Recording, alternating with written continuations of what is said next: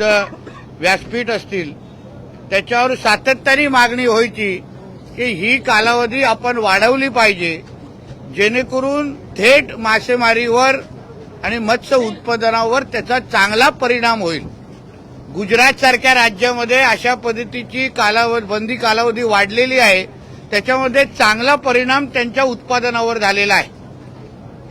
साधारण हा जो कालावधी असतो तो प्रजननाचा असतो आणि त्याच्यामुळे त्या कालावधीमध्ये अगर आपण मासेमारी केली तर आपल्याला छोटे मासे मिळणं किंबहुना दर्जेदार मासे मिळण्यावर अतिशय अडचणी होतात। त्याच्यामुळे मोठ्या प्रमाणामध्ये नुकसान मच्छीमार समाजाचं होतं आणि म्हणून वर्षानुवर्ष असणारी ही जी काय त्यांची मागणी आहे ते कालावधी वाढवा, पिढ्यानपिढी ही जी कालावधी आहे ते कालावधी वाढवा।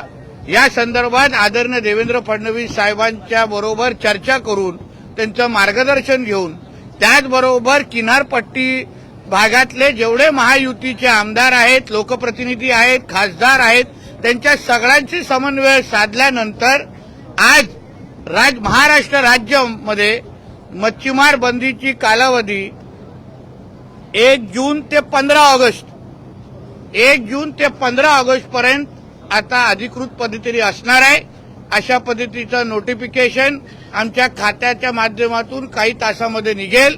या कालावधीमध्ये आता आपण कालावधी 16 दिवसांनी वाढवतोय, पण अन्य काही राज्यांमध्ये आहे, कर्नाटक आहे, गोवा आहे, त्या राज्यामध्ये मासेमारी लवकर सुरू होते, पण तरीही त्या 15-16 दिवसामध्ये जिथे आता आपल्याकडे बंदी असेल तिथे अगर कोणीही अनधिकृत मासेमारी करण्याचा प्रयत्न केला, आमच्या मच्छीमारांचं नुकसान करण्याचा प्रयत्न केला तर कडक ते कडक कारवाई करण्याची तयारी ही आमच्या मत्स्य खात्याची आहे। हेही या निमित्ताने मी मुद्दामून सांगू इच्छितो। देखिए, आज के दिन आज जो विधानसभा में जो बहुत पुरानी सालों साल मांग थी कि जो मत्स्य क्या फिशरीज की जो कालावधि है जो 1 जून से 31 जुलाई तक 31 जुलाई तक है, उस बीच में वो टाइम पीरियड बढ़ाया जाए, उसको और 16 दिन दिए जाए, ताकि जो ब्रीडिंग पीरियड जो इस समय चालू होता है उसके वजह से अगर हम जल्दी फिशिंग चालू कर देंगे या तो मछुआरों को समुद्र में जाने को लगाएंगे, उसके वजह से बड़े पैमाने पे नुकसान मछुआरों का होता है। इसके बारे में बहुत सारे निवेदन हमारे पास आए, सालों साल की ही मांग थी, बहुत सारे मच्छीमार संगठन ने इसके बारे में हमको कहा है, बहुत सारे हमारे एमएलए एमपी ने इसके बारे में भी हमको निवेदन दिए थे कि आप अपना ये ड्यूरेशन बढ़ाइए, टाइम बढ़ाइए। वो सबको विश्वास में लेने के बाद, उनकी सबकी मांग सुनने के बाद हमारे राज्य के मुख्यमंत्री देवेंद्र फडणवीस जी ने मछुआरों के लिए ये ऐतिहासिक हिस्टोरिक डिसीजन लेने के लिए हमको मार्गदर्शन किया। आज से ये सीजन से फिशिंग का जो सीजन ऑफिशियली जो महाराष्ट्र में 1 जून से 15 अगस्त तक रहेगा, ये गुजरात के बाद महाराष्ट्र ये दूसरा राज्य है जिसमें इस तरीके की ड्यूरेशन बढ़ाने का, टाइम बढ़ाने का डिसीजन लिया गया है।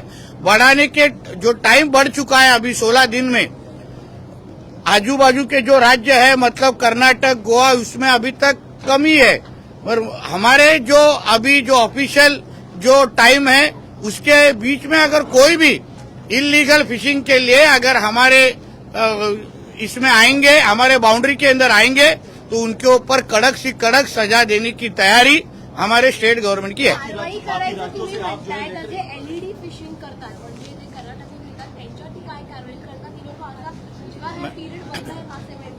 परत तुम्हाला सांगतो, तुम्हाला पाहिजे तर मी आकडे सांगतो। 2000 जेव्हापासून आमचं सरकार आलेलं आहे, मोठ्या प्रमाणामध्ये हा कारवाया एलईडी फिशिंगच्या वर आमच्या सुरू आहे। ड्रोनची सुरक्षा आम्ही वाढवलेली आहे। गस्ती नौका आधुनिक गस्ती नौका आम्ही समुद्राच्या इथे उतरवतोय। एलईडी फिशिंग हा फार मोठा गुन्हा आहे, जसा ड्रग्ज असो, तस्करी असो, अशा पद्धतीचे जे गुन्हे आहेत त्याच पद्धतीचा एलईडी फिशिंग गुन्हा आहे. म्हणून ह्यावर पण कडकची कडक भूमिका आणि कारवाई करण्याची भूमिका आमच्या राज्य सरकारची आहे आणि त्यानुसार कारवाई होत आहे. नाही, या विषयावर काय का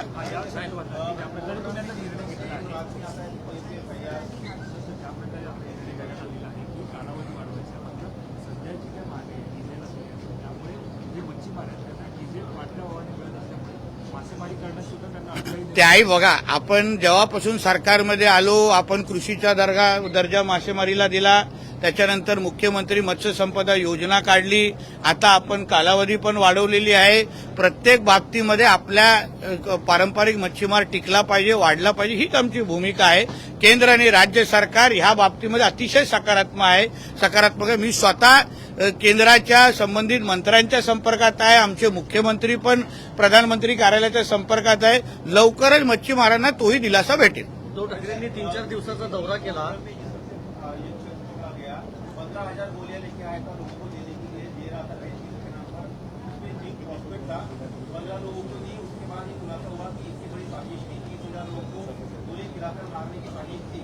तो ये क्या साजिश थी सरकार के खिलाफ या नहीं, अभी तक उसका इन्वेस्टिगेशन शुरू है. जो भाईकाला में हुआ है वो पूछ रहे ना, उसका इन्वेस्टिगेशन शुरू है.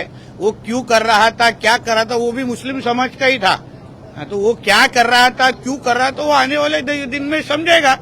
क्योंकि इन लोग में तो भाईचारा, उन लोग में तो आपस में भाईचारा होना चाहिए ना. हम हिंदू से नहीं रखेंगे तो मालूम, हिंदू से नहीं रखते हमको मालूम है, मगर आपस में तो भाईचारा रखो, वो भी नहीं दिख रहा है. आपस में तो गंगा जमुना तहजीब रखो.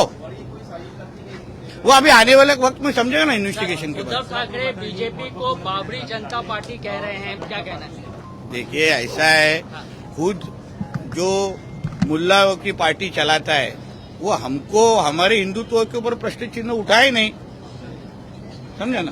पण मराठीत देवेंद्र फडणवीस पंतप्रधान झाले तर आम्हाला चालतील, पण गद्दार पार्टीमधला एकही माणूस पंतप्रधान झाला ठीक आहे. अजून काय विषय नाही, उद्धव ठाकरेंनी 4 दिवस मला ह्या विषयावर का आहे का एवढं चांगला विषय, काहीतरी तुम्ही काळजी घ्या हो. मच्छीमारांसाठी एवढा ऐतिहासिक निर्णय आमच्या राज्य सरकारने केलं, तरी पण तो उद्धव ठाकरे तो फुकट मच्छी खाणार आहे.